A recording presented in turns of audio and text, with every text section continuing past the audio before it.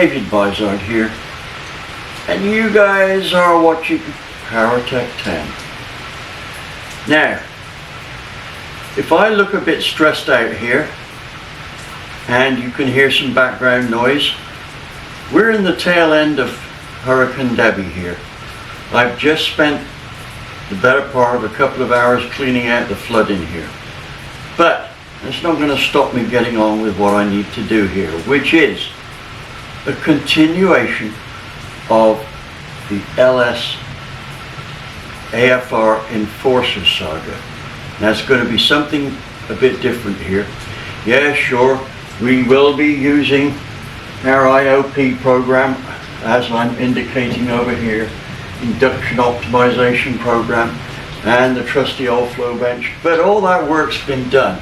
However, here is the difference between this video and most of the videos I do.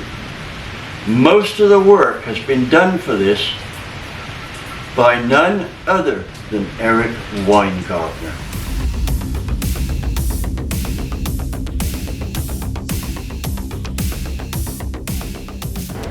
Before I get into where we were, let's look and see how Eric Weingartner is involved in this. Most of you who are regular subscribers will remember we had a really big set to earlier in the year. I made a comment which reinforced what one of my subscribers had said, in as much as I had tested probably more cams than any pro stock guy. I think I said Warren Johnson's cam testing is like a teacup compared with my bucket. Well, a lot of people took exception to that because it seems such an unlikely thing. But and I did point this out, that Warren Johnson would test cams to make his pro stock car go faster. I was testing cams to make better cams. There was no limit on it. I didn't have to go racing. All I had to do was produce a better cam or cam event timing for a given situation than anybody else. And this led to an incredible amount of cam tests. I've checked up with a few top-notch engine builders in the pro stock deal, and fortunately Greg Anderson has agreed to come on our show. That's one of the questions I will ask him, since he not only runs his own pro stock team now, but he graduated from Warren Johnson's team. So we can get his cam testing numbers and Warren Johnson's. We'll look forward to that. But how's this changed in regard to Eric Weingartner? Well, I think what's happened here is that Eric is beginning to find that I'm not your average guy in terms of things I do, my lifestyle, etc. It is so different from what most people think. They think this guy writes books, so he probably sits out on somebody else's dyno while they do the testing. No, no, no, no. It does not work like that. I write books at an incredible rate, and articles. To do a 530-page book, my mini book, I took 1 day less than 6 months, and that included extensive dyno testing and building 6 mini engines for dyno testing. Those results in my mini book weren't other people's results, they were mine. If they'd been other people's results, the best that book could have offered people was as good as the best of the rest of them, if the book was written properly. Well, it didn't. It offered them better than any pro engine builder could do. Proof of that? I'm not making this claim ad lib. My daughter's engine was built to that book. She and her then 18-year-old boyfriend built the engine, a full race engine. It obliterated every single mini it raced against. In fact, it obliterated every car it raced against up to 3.5 litres for the street class. Right? Dave Mountain, who that year had built the most winning mini engines, said it was the only mini, race or street, that he had ever driven which got wheel spin in every gear.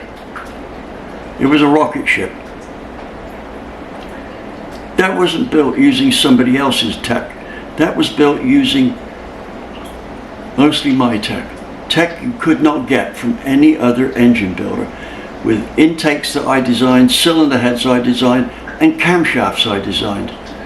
So we're not talking about somebody who writes books and says, hey Fred, how do you do that? No, I deliver tech that's right up on cutting edge, and I'm the only tech writer in the world that does that, right? I am the only tech writer who has written books that are in front of the industry when they come out.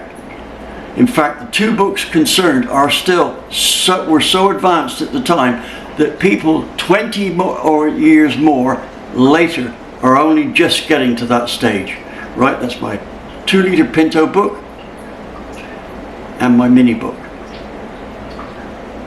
It's not old hash. Anyway,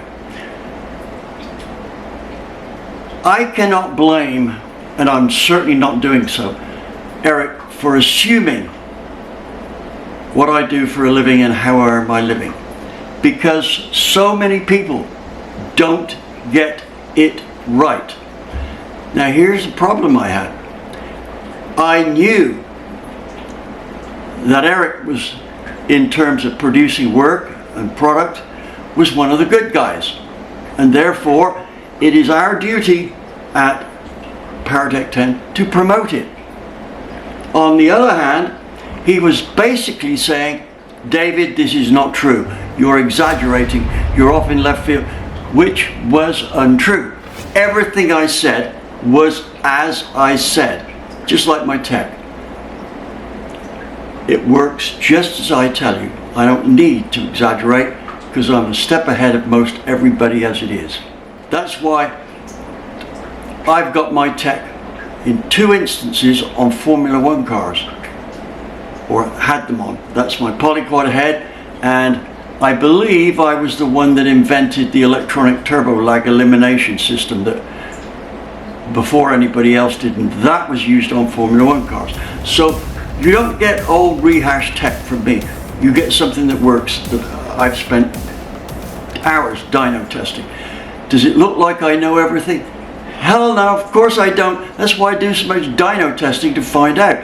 Have I ever made mistakes? Hell yes, but why would I tell you about my mistakes? Doesn't achieve anything. If it did, I'd say, oh, this doesn't work. It looks like it would, don't do it that way. On occasions where it warranted, I've said that, right? There's nothing up my sleeve. So anyway, the thing is I had this very compromising situation here. I wanted to promote Eric, and yet I was at war with him. Well, I think what's happened is, I believe that Eric has looked at more of my stuff and is beginning to realize that maybe he didn't know all about me. And like I said, I'm not blaming him for that. There are thousands of people who fall into the same rut as he fell into then. Eric, I'm holding no grudge against that, because you only did more or less what I expected. You are not a guy that tolerates bullshit. That much I could tell. So here I am. Eric's a good guy, but I'm at war with him. Just think of the compromise. Now, I can't let my personal feelings about somebody interrupt or interfere with delivering you information, the right information. Anyway, got a surprise call from Eric, as I've mentioned before, and within, I don't know, 30 minutes, we had evened out those big, nasty bumps of conflict into something pretty smooth. And I got to say, that was one of the most pleasant calls I've had. So Eric, again, I was right. You are a stand-up guy. And that's why we're now working together. I see Eric going down the same path on these LS3 heads with the AFR stuff, and I think to myself, hey, he's overtaken where I am. Instead of me doing the same thing, there's no need to. I am going to fall in behind him and say, here's where I got to, Now let's go over to Eric. Now let me tell you something here. At the moment, Eric is posting some really good LS videos. And what I'm doing is putting down in the description box, I'm going to put down the links to those channels. Now, I'm working to complement the stuff that he's doing because he's working really hard on it, and at my age I can't put that kind of effort in, right? So, oh, and the other thing I want you to note in that video about the where he's wearing the white shirt, right, I can't remember which one that is. Watch the way he puts it over. He is very delicately picking his way through what could be a pile of thorns without compromising his integrity. Now, I probably spotted this a little earlier than most of you do because this is something I have to do all the time. What I liked about the way Eric was doing it was he still managed to put his point over, but in a more subtle and less blunt way that I might have done. And that's points to him. Now, what does this prove? Well, it doesn't conclusively prove it, but it sure is a strong indication that he's not very good with his BS stuff. So that's all in your favor. Now, I've come to a point here. What's the cost of dyno testing? How much does it cost to put these numbers up on a screen so that you can see them pretty much for nothing, right? I wish you'd subscribe, that would help us actually pay for all this. But let me tell you, Eric is doing a string of dyno tests. I mean, I'll get to them later on where they all are, but here's the point. During one of our conversations, I said, let's work out what it's costing you to do these dyno tests. And it turns out it's over $1,000 a day. So, $1,000 a day. Now, what I suggest you do here, if you're into LS stuff or you're into dyno testing and interesting stuff, go to Eric's channel and look at, he's done several videos on it. If I remember, I'll put that down in the comments section below. But more to the point, he's going to have a book of all these power tests. Other than a couple of pages introducing it, there'll be no text to it. It's going to have probably 100 dyno tests in it of one form or another, or it's going to have the distillation of that many tests. The book is going to be out probably sometime in October, which is where he's targeting finishing up on this dyno testing. He wants $100 for a book. Nothing special, it's just about maybe 70 or 80 pages of dyno tests, that's all. But they're all the significant ones that he's done. Now, I would suggest to you, oh, by the way, he's printing 100. He reckons if he sells this 100, he will recoup at least most of the money that he's invested in the dyno testing. Now, all this dyno testing, it means two things. One, you get information. Two, he finds out actually what works and what doesn't, so his product gets better. So if you thought about buying something from Eric before, you need to step it up a notch and think harder and longer about having him as your cylinder head supplier, because he will have put in lots of hours finding out what works and what doesn't. So at this point, I am going to get on to what we did and then transfer over and deal with the subjects that Eric dealt with and give you an outline so that you can go to his channel and get the raw details and hopefully buy a book when they come out and get the actual power figures for everything concerned. Well, where did we get to in episode 145? Yes, I remember now. I had done the ports on our test head, but not the chambers. Remember, I said those are the hardest to do around the seats. So doing the chambers at home could mean you'll have to get a seat job. And the thing is the AFR seat jobs, in terms of their dimensions for good flow, are very well sorted out. Now, even with the chambers not done and not blended out, and we've got that little step there which does affect the flow at low lift, in spite of not doing that, we had excellent results, something like 350 CFM on the intake and 200 and I believe it was about 230 something, high 230s. Now we're going to do the chamber and see how that comes out. Look carefully and you will see a ridge that goes right round each valve here. That's what we're going to get out. On these AFR heads it's pretty small, but nonetheless a ridge like that can affect flow up to probably 50 thousandths. Quite substantially, and then from there on up just a little bit. So that's our first move, is to take that out. Then we'll look at doing an area ruling on both the valves around here where it's shrouded. The next thing you will want is some masking valves. The thing to do here is that you need a sharp edge. This face of the valve has got to be flush or slightly below the seat. If you have a step there by leaving the margin on, you won't be able to get down to this. So that's the first rule. Make sure you have a step on there. The masking valve needs to be the diameter of the intake valve you're using, or up to about 10 thousandths smaller, not bigger. Let's do this one as well. Right, there we go. Okay, we're now ready to start doing some grinding.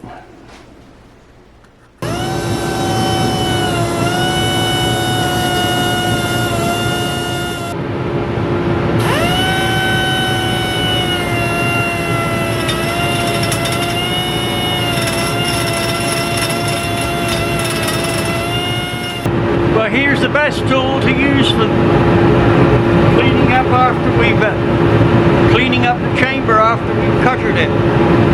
Now that won't be the finish, we still have to area roll it. I'll explain that in a moment.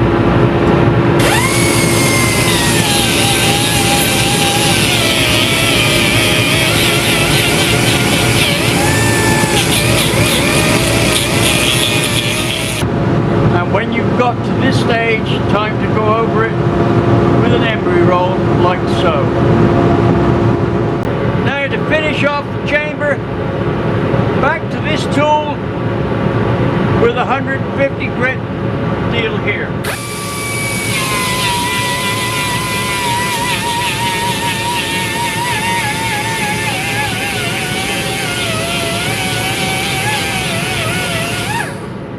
Well, from here it looks like the chamber's pretty much done.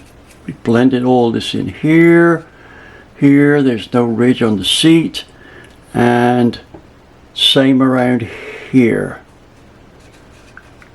And this is how you'll get most cylinder heads done, with the chamber cleaned up like this. And on earlier heads, of course, would want this to be cut away like this here. But for these LS heads, that's how you'd get them, pretty much with the chamber done like that. However, there's still about 2 horsepower here to be had from the chamber. Now 2 horsepower doesn't sound like much, but you've got 8 cylinders. So 2 8 16. So there's about 16 horsepower to be had here, and I'll show you now how we're going to do it. With the face of the cylinder head suitably blued up, as we see here, use a gasket to mark out the bore extremities. Now, we're not going to cut anything round here. These AFR heads, as they come from AFR, match the bore very well. You can see there, although I've taken off only a few thousandths here, it matches the bore. This is the bit we're most interested in here, and this here, and likewise this here. Now what I'm going to do is show you how I'm going to cut it. First we're going to area rule it. What I call area ruling is all to do with shrouding. Let me demonstrate. Now, if at this lift the valve was totally unshrouded, you would be able to pull it out all the way around. But there, nope, can't, it won't come out. Right, but we see we're still quite a ways from the edge of the bore. So we could take a bit of metal out there and cut the shrouding. Now above that, to do this on this particular head, we need a 3/16 diameter ball, as we see here. Now what I'm going to do now is just tweak this area around here so that that ball pulls through at the lift that's given by the ball. That'll be 3/16 separation from the seat. There we go, 3/16 separation between the seats, but it won't go in there. Right, won't go in until we get right round to there. Okay, here we go.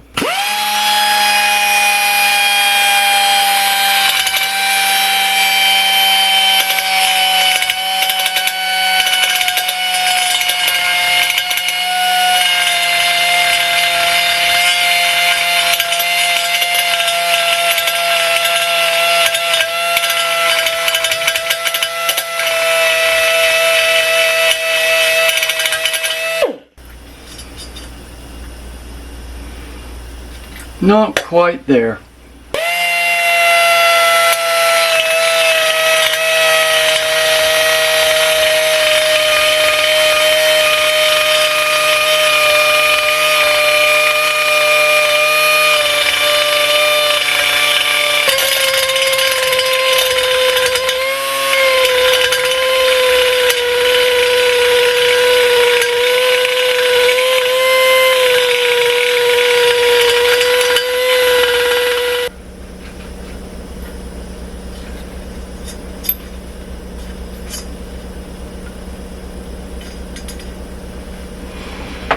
Just a tad more and we're good.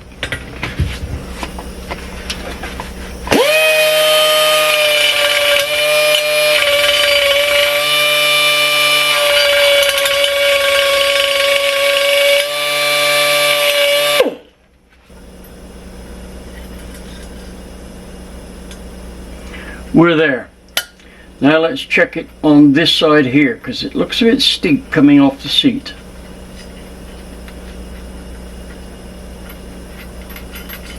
Nope, looks are deceiving. That's good. Now we tackle the exhaust, and the prime piece is around here. So let's just see where we're at there. Now we are going to have a harder time here because the exhaust valve on these heads has been moved that way from the stock one. So the gap between the edge of the valve and the chamber wall is much smaller. The next move for our chamber is to cut the scavenge plateau. What this does is it levels this out here so that the quench gases can make it round this corner out under the valve easier. That will involve on this head cutting away quite a bit. It's going to go to probably somewhere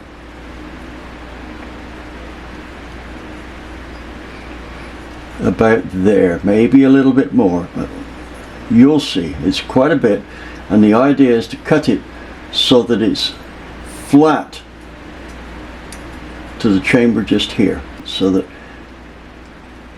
gases that get squirted out during the quench action can make it round this corner and out under the valve. So here we go.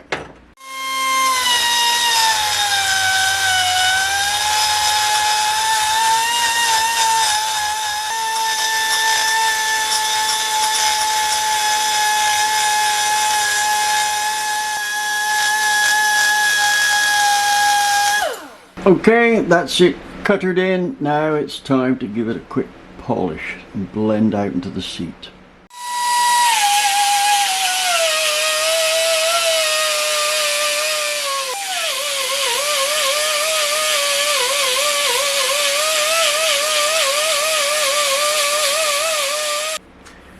Finished chamber. Now, Any head you're porting will inevitably require some skimming. After it's been skimmed, radius this corner off here, just to make it as easy as possible for the gases to flow back into this area as it is for them to go out and make it round that corner. Right, a nice radius on there will do the job. Now I have to tell you, this here has very little to do with the low lift flow or flow at any point as seen on the flow bench. All of the flow advantages are seen during the overlap period and are dynamically created by virtue of these exhaust gases being able to go out the port easier. Make sure you absorb all that.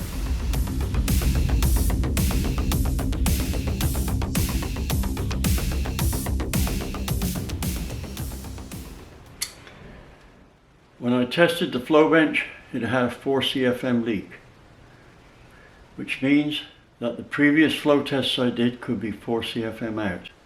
So I had to do them again. So here are the before and after of the chamber mods. Right, let's have at it. What you're looking at here is the comparison of just the ports being done and then the chamber work done on top of that. As you can see, only picked up a small amount. Intake, the losses may have equaled the gains, but on the exhaust it just showed a couple of % increase. All moves in the right direction. But once again, to get a clearer picture of what's going on, and in detail, we need to look at the discharge coefficient, because there's stuff to be learned from that we can't get from a graph like this. If you know how to interpret a graph like this, you can get a whole new meaning on the information that it delivers. For instance, let's look at the difference between the low lift efficiency of both the intake and exhaust. We will see from the thick lines versus the thin lines, and the thick lines are how it is now, are up on the graph. That's good. But also, if we look at the transient point, which occurs at 0.25D lift, that is the red vertical line for the exhaust and the blue vertical line for the intake, you will see that there is an upward trend in the efficiency, as indicated by the positions arrow. This effect is brought about by the bias that has been ground into the port. Now, I'm sure many of you know or understand what I mean by bias. I've talked about it many times before. This picture in the corner here will show how the port is leaning over. That's what I mean by bias. Dealing with the exhaust first, we can see that climbs to a very high figure of about 88%. Now that's very good, but to put that into perspective, I have seen pro stock exhaust ports which on this basis of measurement reach over 100%. Now let's take a look at the intake here. We see it starts to go up and then it levels out. This is an indication that the port has not got enough bias for it to allow to window across into the combustion chamber. So that would be our next move on the intake port, is to increase the bias. We'll deal with that when we look at modifying the port down the road in another feature where all we want to do is get the maximum flow possible, not a quick cleanup job. A quick look at port velocity and port energy shows that they have not changed much. Nothing much then to report in that area. So let's move on to swirl.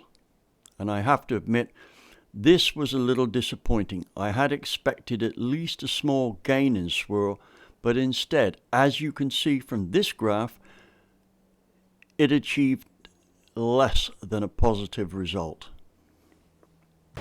Well, I guess it's about time to start wrapping things up here. Doesn't look like we achieved much, but we did learn a lot that was useful. First, everything that we've done establishes just how good this head is in the as-cast situation. Secondly, it is also a beginner porter's dream for ease of porting. Essentially, you just clean up what is there and make the ridge that turns the charge up that goes from the valve guide to the port wall with a sharp edge on it, and you are good to go. And do the chambers. Now, what have we to improve here? Well, first off, the intake port needs fixing in terms of its bias. There's a lot of potential in that port, and I'm sure from what the IOP program is showing us, we can capitalize on that intake flow. Secondly, the exhaust port is, for the flow we're getting, is a little too small. Although it's flowing like a toilet now, I feel sure that we can make that exhaust port flow better. So that's going to be our goals for the next time around. So thank you for watching, and thank you for your patience here. This has been a long video.